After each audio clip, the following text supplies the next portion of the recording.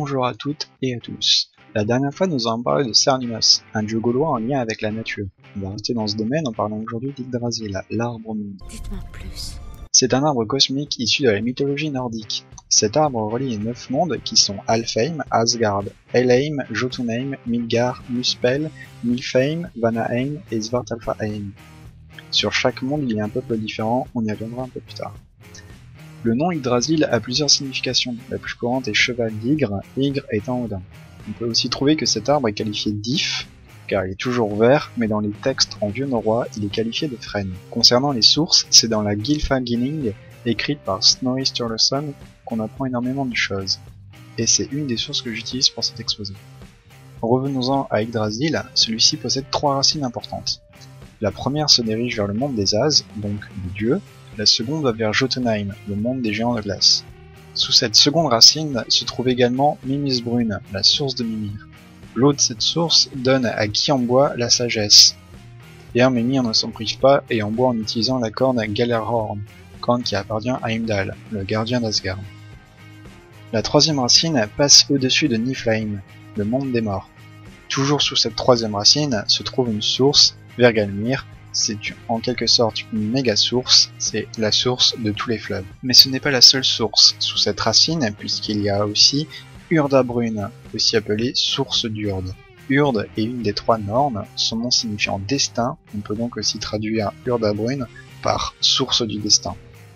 Et c'est là que les dieux se réunissent pour rendre la justice. Pour y aller, les dieux utilisent des moyens impressionnants, tels que le Bifrost, le pont arc-en-ciel, ou encore des montures extraordinaires, telles que Sleipnir, le cheval à 8 pattes de lin. Autour de la source d'Urde, il y a une sorte de boue blanche. Les 3 Nornes prennent de cette boue blanche et en enduisent le frêne géant, car il est dit « D'en haut le cerf le broute, sur le côté il pourrit, et d'en bas Nidhogg le ronde ». Cette eau est donc sacrée, puisqu'elle a des propriétés hors du commun. Tout ce qui pénètre dans cette eau redevient blanc, blanc comme la pureté. D'ailleurs, il y a 2 oiseaux sur cette source, qui sont évidemment blancs, ce sont des cygnes.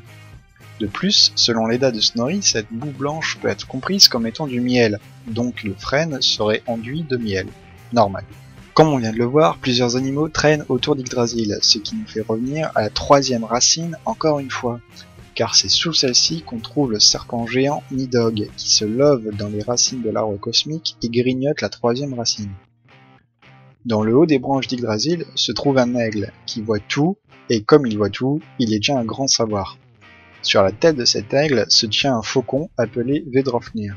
L'aigle discute avec Nidhogg, le serpent géant donc, via un écureuil messager appelé Ratatoskr.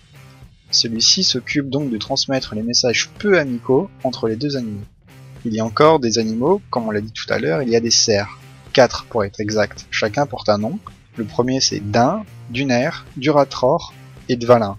Dvalin c'est aussi le nom porté par un des nains. Tous ces cerfs broutent les pousses de l'arbre et c'est tout ce qu'on sait sur eux. Faisant partie de la mythologie nordique, il est normal qu'il arrive quelque chose à Yggdrasil lors du Ragnarok, le crépuscule des dieux. Que lui arrive-t-il? Eh bien, il tremble. Plus exactement, il se mettra à trembler et la peur s'emparera de toute créature. Et c'est tout. Pour en finir, Yggdrasil a eu une version réelle chez les Saxons au 8e siècle. Il y avait un grand frêne sacré appelé Irmunsul.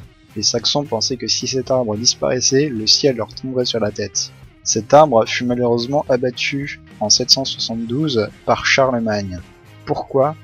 Parce que cet arbre représentait le paganisme, et Charlemagne, étant roi chrétien, ne voulait pas de culte païen. Il a donc fait abattre, et autant vous dire que ce ne fut pas fait dans la joie et la bonne humeur. Ce n'était pas le seul arbre sacré qui existait, les Scandinaves en avaient d'autres, et l'un des plus connus se trouvait à Uppsala, en Suède, où je vous conseille de passer un petit séjour. Yggdrasil, comme beaucoup de mythes, a toujours eu une influence sur les productions culturelles. Vous pouvez retrouver ça dans les œuvres récentes telles que Warcraft, Avatar ou Thor, évidemment.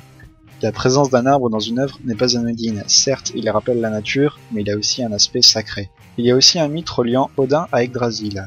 Le père de tous se serait suspendu à l'arbre et transpercé d'une lance. Son sang aurait alors coulé sur des pierres et formant ainsi les premières runes. Mais ça, c'est une autre histoire.